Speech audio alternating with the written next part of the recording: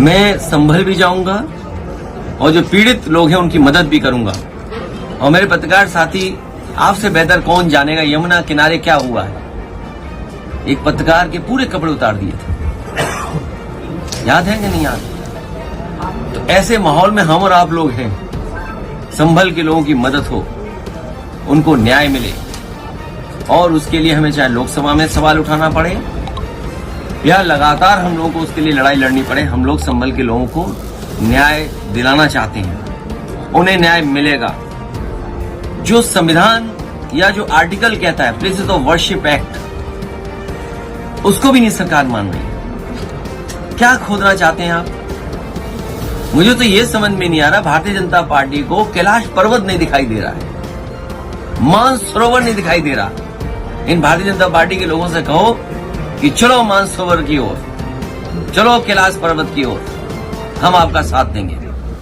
हो अगर हिम्मत उनमें, हो उनमें बहादुरी, तो चल के दिखाएं। ये कमजोर पे अन्याय कर सकते हैं, ताकतवर के ये पैर छूते हैं, ताकतवर के आगे सामने झुक जाते हैं। अभी लोकसभा में विदेश मंत्री ने जो स्टेटमेंट दिया था चीन को लेकर के, सबसे पहले मैं खड़ा हुआ, कहा कि रिजांगला जो मेमोरियल है उसके बारे में क्या कहना चाहते हो आप? सरकार रिजांगला मेमोरियल के बारे में नहीं कह पा रही।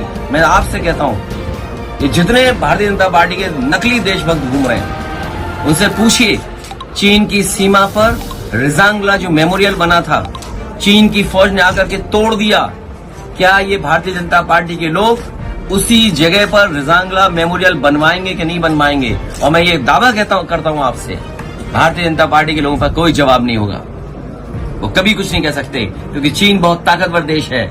भारतीय जनता पार्टी की हिम्मत नहीं है उनके लोगों को कि जाकर के कुछ अपने रिजांगला के बारे में कह दें, कैलाश पर्वत के बारे में कह दें, मानसरोवर के बारे में कह दें। और मैं आज आपके सामने कह रहा हूं, ऑन रिकॉर्ड कह रहा हूं, वो दिन आएगा जब चीन आपको मानसरोवर नहीं जाने देगा, कैलाश पर्वत की ओर नहीं जाने देगा, क्योंकि उन्होंने बड़े पैमाने पर मिसाइल्स का कारखाना वहां लगा दिया है।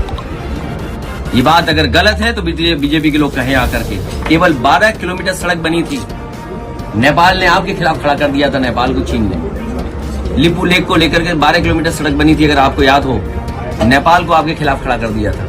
ये बीजेपी के लोग केवल कमजोर पर अन्याय कर सकते हैं, ताकतवर के सामने ये झुक जाते हैं। चीन के खिलाफ नहीं बोलेंगे, क्योंकि इन्हीं के लोग सबसे ज्यादा कारोबार चीन से कर रहे हैं। तो ये सवाल बड़े हैं जिसका जवाब बीजेपी के पास नहीं है, बीजेपी के पास जवाब नहीं दे सकते हैं। और मैं तो कहूंगा पत्रकार साथी, आप भी चलना कैलाश पर्वत की तरफ, मानसरोवर की तरफ, हम सब लोग चलेंगे।